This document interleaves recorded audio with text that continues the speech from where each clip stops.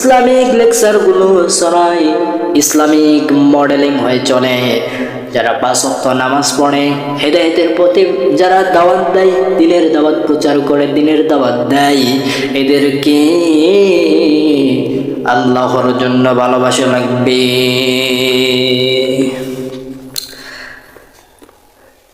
এই জন্য আমার ভাইয়েরা 5 নম্বরে বোঝাচ্ছে দানশীল ব্যক্তি সমাজে দানশীল হওয়া লাগবে কি লাগবে না।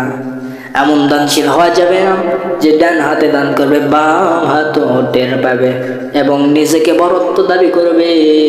এই যে বাইতুল আমান যাবে মসজিদের মনে করেন, হেডা নিজেকে দাবি করে, এমনভাবে দান করে যে নিজেকে বড়ত্ব মনে করে, কিন্তু আল্লাহকে সন্তুষ্ট করার জন্য দান করে নাই। এই ব্যক্তি হলো জায়গা পাবে না আরশের নিচে। এমন দানশীল হওয়া লাগবে, ডান হাতে দান করবেন, বাম হাত পর্যন্ত যেন টের না পায়, এবং দান যেটা করবেন সেটা হওয়া লাগবে শুধুমাত্র আল্লাহ রব্বুল আলামিনকে সন্তুষ্ট করার জন্য।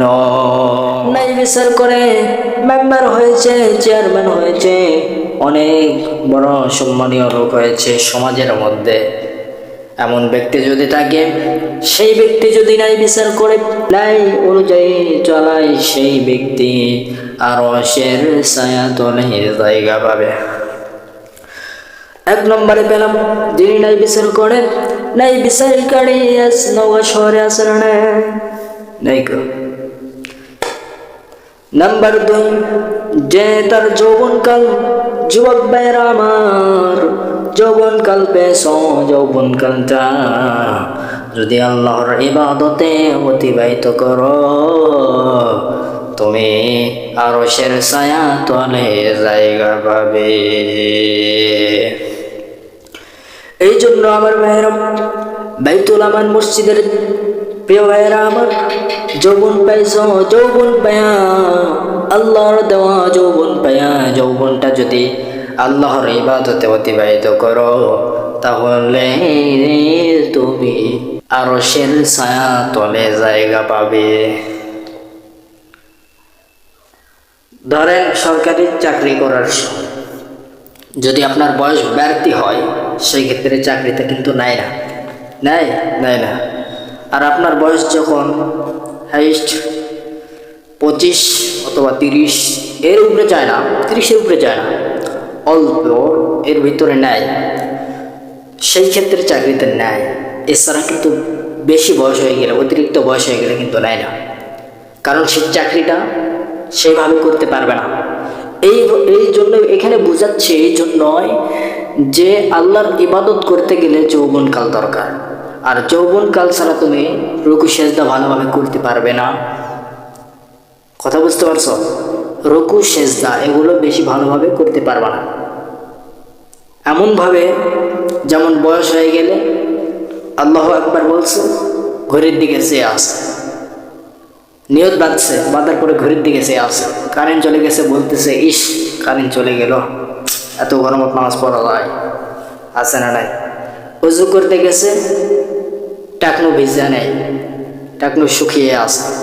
ঠান্ডার সময় তো উজুই করে না, ঠান্ডার সময় মুসি মারা মরদ গেছে, আপনাদের ওই মরে গেছে, যাবার পরে এখন সিনেমা দেখছে, সিনেমা দেখে আসার পরে উজু করার কিসে উজু করতে হবে, ডাইরেক্ট নামাজ পড়বে, চলে যাবো, কাতার দাঁড়াবো, ঠান্ডার মধ্যে কে উজু করবে? কিন্তু উজু ছাড়া কিন্তু নামাজ হবে না, উজু করতে হবে, পবিত্র থাকতে হবে।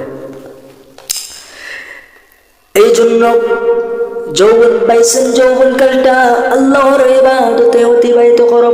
যে সকল বান্দা বান্দিরা আল্লাহর ইবাদতে অতিবাহিত করে, তার যৌবনটা পেয়েছে, যৌবনটা, এই যৌবনটা দিয়া আল্লাহর ইবাদতে অতিবাহিত করেছে, এই সকল বান্দারা, এই সকল বান্দিরা আরশের ছায়া তলে জায়গা পাবে। যুবক ভাইয়েরা আমার, নাম্বার 3 হলো মসজিদের সাথে অন্তর সংযুক্ত থাকা। মসজিদের সাথে সব সময় অন্তর সংযুক্ত থাকা। মনে করেন এইরকম ওই ব্যক্তি, এমন ব্যক্তি, মুমিন ব্যক্তি তার অন্তরটা সব সময় মসজিদের সাথে সংযুক্ত থাকে। এই বাইতুল আমান মসজিদের আশেপাশে যত এলাকাবাসী রয়েছে সবাই যদি মুমিন বান্দা হতো, তার মনের ভিতরে এরকম চিন্তা চেতনা হতো যে মসজিদে আজান হয়ে গেল, লেটে যাব কেন। মসজিদে আজান হওয়ার সাথে সাথে যত কাজকর্ম আছে সব কাজকর্ম ফেলে দিয়ে মসজিদের দিকে আগে ভাগে অগ্রসর হয়তো, ঠিক কিনা বলেন? আজকে জুমার দিন, এই জুমার দিনে তাড়াতাড়ি তারা মসজিদের দিকে অগ্রসর হয়তো। যত কাজকর্ম থাক না কেন, ধান কাটা, ধান কাটা, ধান পিটা, যতই কাজ থাক না কেন, ওই ব্যক্তি যদি মুমিন হয়ে থাকে, ওই ব্যক্তি একবারও আজান শোনার পরও বসে থাকতো না, চলে আসতো তাড়াতাড়ি বাইতুল আমান যাবে মসজিদে। এই জন্য 3 নম্বর বুঝাচ্ছে মসজিদের সাথে অন্তর সংযুক্ত থাকা, মসজিদের সাথে তার সব সময় অন্তর সংযুক্ত থাকা। যেমন ধরেন, একজন পিতা তার সন্তানকে নামাজ গাউসুল আজম মাদ্রাসাতে পরীক্ষা দিতে পাঠাইছে, দিয়ে আসার পরে পাঠাই দেওয়ার পরে এখন কাজে কর্মে চলে গেছে ডালপট্টিতে যাওয়ার পরে এরকম কাজকর্ম করতেছে আর চিন্তা করতেছে আমার ছেলের কখন যে পরীক্ষা শেষ হয়ে যাবে, তখনই আমার কাজকর্ম ফেলে দিয়ে আমি তাকে নিতে যাব। এইরকম চান্স নিয়ে আছে। হঠাৎ করে শুনতে পেল 1টা তো বেজে গেল, আজান তো দিয়ে দিল, আমার ছেলের মনে হয় পরীক্ষা শেষ, ছুটি হয়েছে, আমি যাই। যাওয়ার পরে ওই সন্তানকে নিয়ে আসার জন্য যেই ছটবট করলো, তার অন্তরটা সব সময় তার সন্তান যেখানে পরীক্ষা দিচ্ছে সেখানে ছটফট করতেছে, কারণ তার সন্তানকে নেওয়ার জন্য 1টা বাজলে ছুটি হয়ে যাবে, তার সন্তানকে নিয়ে চলে আসবে, এটার তার সংযোগ আছে, তার অন্তরটা সংযুক্ত আছে। তেমনি করে আল্লাহ রাব্বুল আলামিন এখানে বুঝাচ্ছে দুনিয়ার মুমিন বান্দা বান্দিগুলো এমন হওয়া উচিত যে তার অন্তরটা সব সময় মসজিদের সাথে সংযুক্ত থাকা।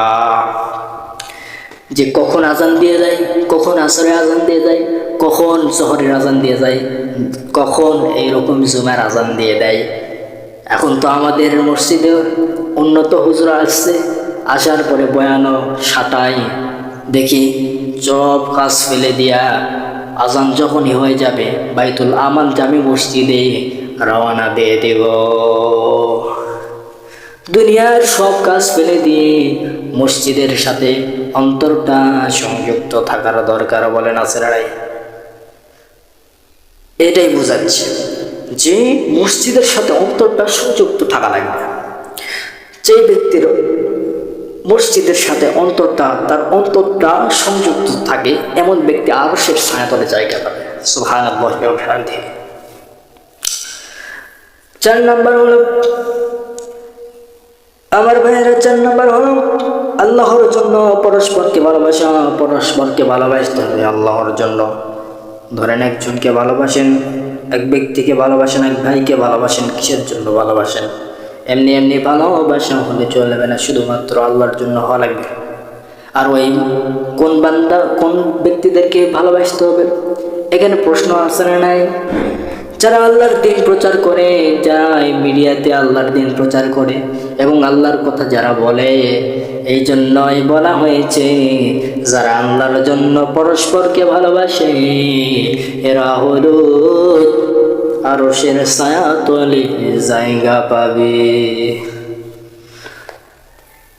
আপনি এমন এক ব্যক্তিকে ভালোবাসেন যে ব্যক্তি এরকম গাঁজাখোর, এমন এক ব্যক্তিকে ভালোবাসেন যে ব্যক্তি বিড়িখোর। এখন হুজুরকে বলতে না, হুজুর ভালোবাসি আল্লাহর জন্য, কাকে? হিরেঞ্চিকে। হবে না। যারা ইসলামিক লেকচার, আল্লাহর দিন প্রচার করতেছে মিডিয়া আলা, এবং যে সকল মিডিয়া আলা এরকম আল্লাহর দিন প্রচার করতেছে, যারা ইসলামিক কথাবার্তা বলে, ইসলামের হেদায়েতের পথে আনার চেষ্টা করে, এদেরকে ভালোবাসতে হবে। কিসের জন্য? আল্লাহর দিনের জন্য ভালোবাসতে হবে। ইসলামিক লেকচারগুলো সরাই ইসলামিক মডেলিং হয়ে চলে, যারা 5 ওয়াক্ত নামাজ পড়ে, হেদায়েতের পথে যারা দাওয়াত দেয়, দিনের দাওয়াত প্রচার করে, দিনের দাওয়াত দেয়, এদেরকে আল্লাহর জন্য ভালোবাসা লাগবে।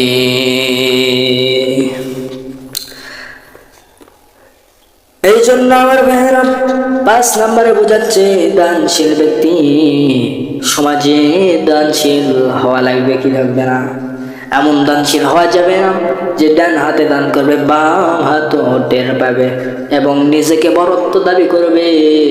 এই যে বাইতুল আমান যাবে মসজিদের মনে করেন, হেডা নিজেকে দাবি করে, এমনভাবে দান করে যে নিজেকে বড়ত্ব মনে করে, কিন্তু আল্লাহকে সন্তুষ্ট করার জন্য দান করে নাই। এই ব্যক্তি হলো জায়গা পাবে না আরশের নিচে।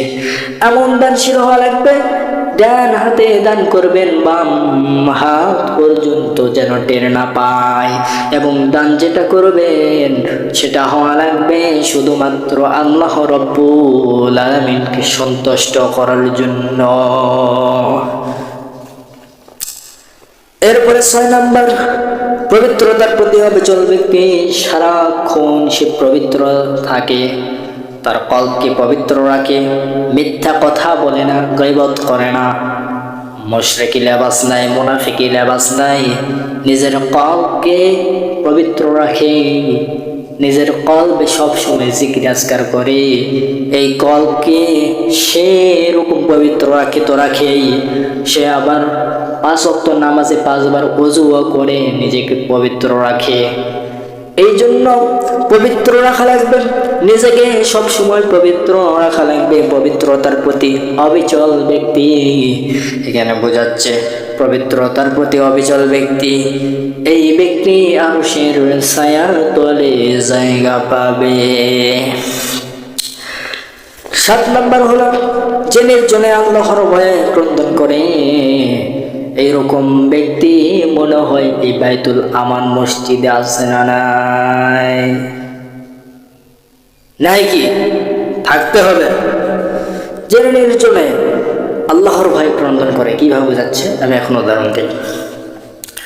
ধরেন বাইতুল আমান জামে মসজিদের এক ব্যক্তি এইরকম সারাক্ষণ 5 ওয়াক্ত নামাজ তো পড়ে, রাতের বেলা সারাক্ষণ তাহাজ্জুদে কাটায় দেয়, তাহাজ্জুদ পড়তে এবং আল্লাহ রব্বুল আলামিন নামাজ শেষ করে আল্লাহ রব্বুল আলামিনের কাছে সাহায্য প্রার্থনা চাই, আর আল্লাহকে বলে, আল্লাহ বহু গুনাহ করে ফেলছি আল্লাহ, আর জীবনে গুনাহ করব না, আল্লাহ আমাকে মাফ করে দাও। এরকম নির্জনে আল্লাহর ভয়ে ক্রন্দন করে এবং আল্লাহর কাছে মাফ চায়।